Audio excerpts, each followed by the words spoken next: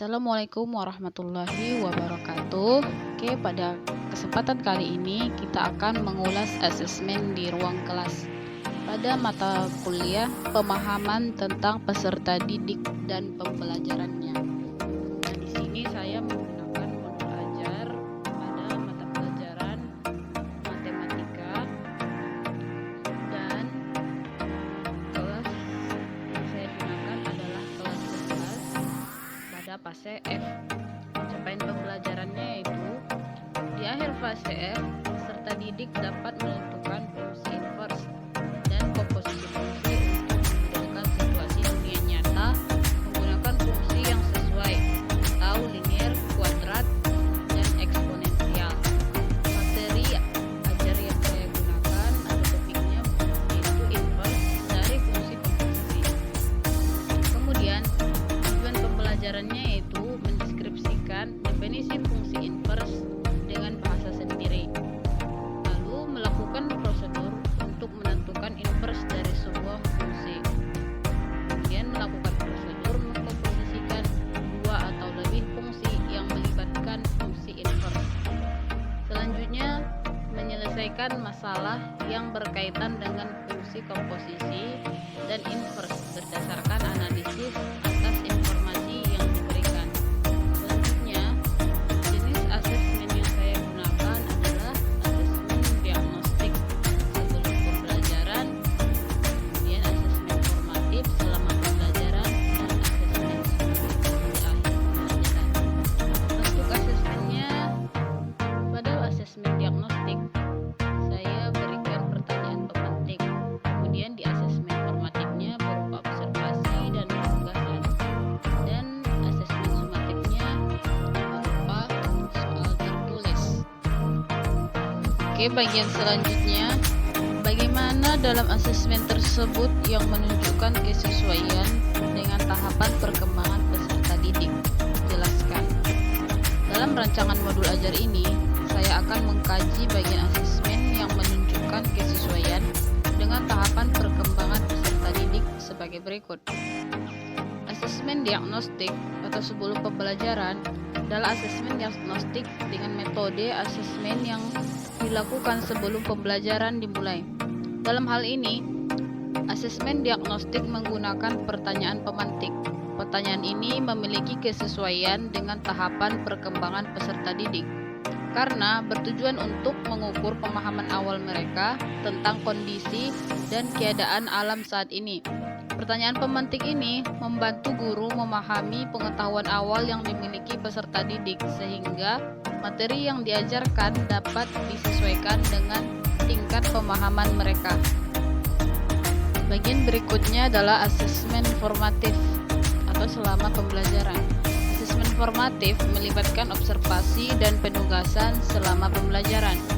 Bentuk asesmen ini sangat sesuai dengan tahapan perkembangan peserta didik karena memungkinkan guru untuk melihat interaksi mereka dengan sesama teman dalam memecahkan soal fungsi inverse.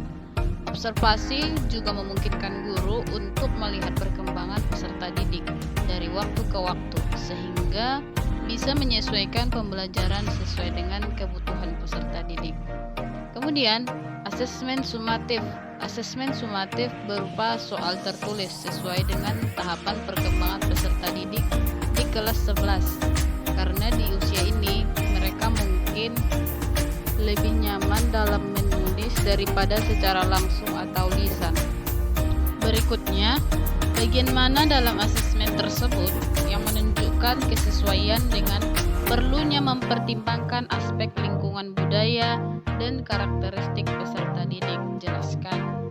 Nah, di sini asesmen formatif yang digunakan di kelas adalah pengerjaan LKPD secara berkelompok. Pada asesmen ini, guru mengelompokkan peserta didik secara homogen setelah mempertimbangkan aspek lingkungan budaya. Selanjutnya, bagian mana dalam asesmen tersebut yang menunjukkan kesesuaian dengan kemampuan peserta didik? Jelaskan. Asesmen diagnostik memetakan kemampuan semua peserta didik di kelas secara tepat untuk mengetahui siapa saja yang sudah paham, siapa yang tidak paham dan yang setengah paham. Dengan demikian, guru dapat menyesuaikan materi pembelajaran dengan kemampuan peserta didik. Pertanyaan selanjutnya, bagian mana dari asesmen tersebut yang menunjukkan kesesuaian bahwa sudah memberikan ruang bagi peserta didik untuk memberikan umpan balik terhadap proses pembelajaran mereka? Jawabannya adalah asesmen formatif dapat mendorong peserta didik mencapai tujuan pembelajaran dengan melakukan penyampaian umpan balik yang dilakukan secara berkala. Asesmen formatif melibatkan aktivitas guru dan peserta didik yang bertujuan untuk memantau kemajuan belajar peserta didik selama proses belajar berlangsung. Penilaian ini akan memberikan umpan balik bagi penyempurnaan program pembelajaran, mengetahui dan mengurangi kesalahan yang memerlukan perbaikan. Selain itu, fungsi dari asesmen sumatif untuk mengukur kemampuan dan pemahaman peserta didik dan sebagai sarana memberikan umpan balik pada peserta didik. Pertanyaan berikutnya, jika Anda menjadi guru di kelas tersebut, hal apa yang ingin Anda tingkatkan untuk lebih memaksimalkan efektivitas asesmen dengan memperhatikan tahapan perkembangan peserta didik, lingkungan budaya dan karakter peserta didik, serta kemampuan peserta didik? Tuliskan pendapatmu secara lengkap.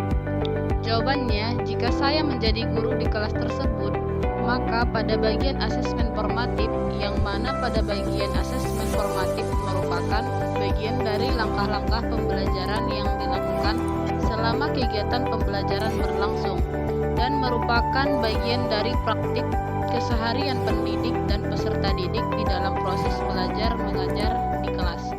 Asesmen formatif yang saya gunakan adalah pengerjaan LKPD secara berkelompok.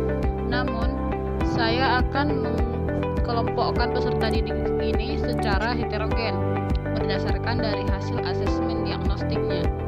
Hasil asesmen formatif berguna bagi guru untuk mengambil tindakan dan memastikan bahwa setiap peserta didik mencapai penguasaan yang optimum.